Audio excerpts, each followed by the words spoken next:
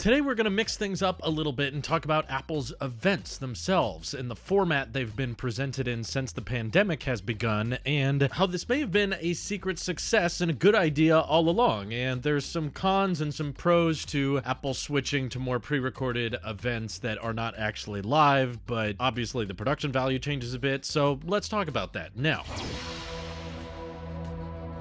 First of all, I'm sure that Apple feels some kind of power trip whenever they're able to get hundreds, if not thousands of people into a single room. They just probably feel powerful, and Tim Cook gets to oversee all of his little minions and think, yes, look at how much influence we have on the world. But I have to think to myself at the same time, there's probably a lot of pressure involved with that. In fact, a lot of stage fright that I could see firsthand from a lot of Apple executives over the years. Man, if you guys were watching Apple back when Phil Schiller first took the stage, oh man, that guy was sweating bullets every time he went up there, and he got much better over time, and I was always rooting for him, hoping that he would get more confident. But you can imagine that when they're able to do these pre-recorded events, they can get the most perfect, flawless take whenever they do these things. Not to mention, like, the production value is amazing. They combine CGI to place giant iPhones in stadiums and have impossible angles that cannot be achieved via a live event. It's simply just impossible, the type of cinematography they're able to do when they do these pre-recorded events. And if one of the chairmen or one of the presenters messes up, they get to just try again. They go, okay, take 3, clack. And if there's one thing we know about Apple, it's that they love having control over things, right? They don't want anybody taking control of the software and having too much influence over their phone, and they don't like people taking apart their devices and having too much control over what's going on internally and modifying things. And I think it could be very similar with their events. They have complete control over what goes on when they pre-record the keynotes like they've been doing. And I have to say, I've really enjoyed them. There's sometimes a lot of fluff. Sometimes you get the 5G spamming moments, or you get the moments where they talk a little bit too much about the iPad 8 and how it has an A12 chip, and somehow they turn that into a 15-minute thing. They still have their own fluff moments, which, to be fair, Apple events had those before they were pre-recorded. But think of all of the embarrassing moments Apple had on stage, between Craig Federighi trying to demo Face ID for the first time ever, and it breaks, doesn't work, and we get,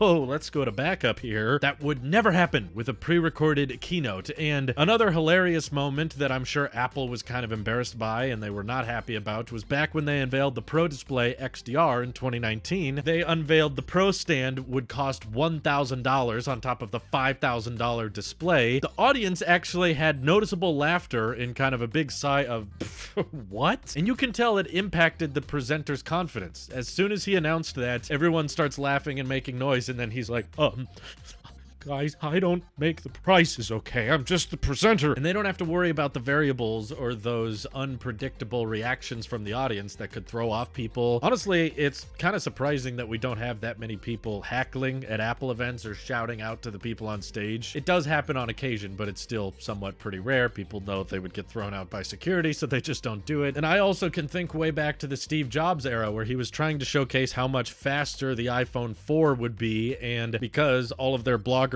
were on the Wi-Fi at the same time, the demo didn't work, and they had to go backstage and talk about what was wrong, and then come out and tell everyone, close all of your laptops, everyone's using too much Wi-Fi, so the demo's not working. All of these things are frustrating and annoying to Apple, I understand, but on the flip side, I gotta admit, they're kind of what make Apple events special. I'm not saying that I hated when Apple events were live and actually had in-person people there watching, because having Craig Federighi mess up while showing Face ID feels more real. It's less polished, and it feels like things are actually going on as we're watching them. Whereas when you're watching a pre-recorded event, you know that the event is going to be exactly the same as the live stream, or if you're watching it a week later, it's going to be identical. Whereas when we were watching those in-person events where Apple staff actually took the stage and did live demos in real time, you don't know what's going to happen. Anything could go wrong, problems could arise, or drama could ensue because audience members start chattering, or that throws off the confidence of the presenter. There's all kinds of things that can go wrong, and that definitely makes it feel more like a stage play, like less calculated, and there's imperfections that you can spot in, and there's nervousness you can detect from certain chairmen. And overall, I think both are pretty enjoyable, and if you're the type of person that does get to go to these events, I'm sure there's a whole different level of energy you get to appreciate when you're in a full room of other journalists and other developers that are watching these keynotes and actually seeing Tim Cook walk in front of you, or Craig Federighi on stage, and you know he's there. He's not anywhere else right now. He's in this room with you. That's got to bring a new level of excitement that is probably impossible to achieve online. But let's be honest here, 99.99% of the people watching these events are not there in person. We're watching from all over the globe, so it kind of makes sense to me that you would have more of an emphasis on making the viewable experience better for the online viewer, because that's how most people view these keynotes, not the in-person ones. Plus, I'm sure it's not cheap for Apple to rent out these giant venues. Even at the Steve Jobs Theater, there's probably a lot of work and maintenance that goes into having so many people show up, and I'm sure that Steve Jobs Theater probably gets some use outside of events where they have staff meetings or staff presentations and stuff, where just people who work at Apple get to use that amphitheater. So it's not like if we don't have in-person events anymore, then the whole theater is pointless. But I'm sure a lot of you are probably suggesting already that Apple has hybrids. You know, they do, some of the event is pre-recorded and staged, and there's all kinds of superior editing and really great cinematography, but then other parts of the keynote are done with an actual person presenting on stage with a room full of people once COVID is not as big a problem. The only reason I think that doing a hybrid approach might be awkward is that when you start to switch to the pre-recorded stuff and the edited content, now you're basically just going to have a big room full of hundreds of people watching a live stream,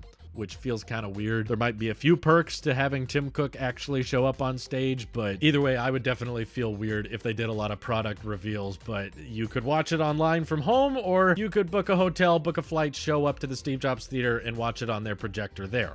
So probably the biggest perk that Apple might like and a lot of YouTubers might like about in-person events is the exclusive hands-on looks that we used to get on a lot of iPhone hardware, where after the event took place, there was a little back room everyone could go in and actually hold the new iPhones and get up close and personal with them, and then all the journalists and YouTubers talk about their experience. But the rest of us don't really get to experience that, and I also think there's ways around that where you can just have journalists and YouTubers sign NDAs, or I've even pitched the idea of shipping them like safety boxes that are locked and closed, but they have a timer on them and they suddenly unlock when the event is done. That way you don't have to worry about leakers or anything like that. I certainly see the perks of having in-person events and how much energy that brings, and I have to certainly agree that if you were unveiling a brand new product category that Apple had never done before, whether it's a car or if they finally unveiled Apple glasses with augmented reality, that would be something you would probably want people in person for, because you want them to feel it, see it, and get to know the product really closely so that they can talk to other people online about it. And just trying to unveil Apple glasses via a pre-recorded event, it would be hard for people to kind of realize how it would feel and how the visuals would work and that type of thing. But if we're just talking about new MacBook Air that looks like the last MacBook Air, except now there's a slightly faster Apple Silicon chip on the inside, yeah, that I think is fine to do pre-recorded. You don't need to bring a bunch of people together for that, or any kind of spec upgrade, really. New Apple Watch comes out and there's no new redesign or anything. Even new iPhones coming out, if there's no redesign and you're just kind of updating some of the specs, you really need to get a bunch of people in a room for that? Or could Apple stick with their high production value and amazing editing and great cinematography to make an event that feels really polished and really fine, and all of us get to enjoy it the same way at home? But I could be alone here. Maybe there's a lot of you guys out there that would love for Apple to go back to in-person events. It just feels like those in-person keynotes were filmed a lot more boring. It's basically just a big telephoto lens that pans with Tim Cook as he walks back and forth across the stage, and there's more chance for errors and mistakes, which some people may like, but personally I kind of get stressed out and annoyed when something doesn't go according to plan, because you know that the tech community's never gonna let that down. So essentially it can be less cringy and more thought out when it's pre-recorded, and I like that. And I personally don't think I'm ever gonna go to an Apple event, even if they did start having them again. So I'm fine if things stay pre-recorded, because it works well for me and I appreciate the cinematography. But what are you guys for? Going back to all in person, or do you want hybrid events, or do you want just pre-recorded? Feel free to let me know. This is your Apple Sheep here. We'll see you guys in the next one.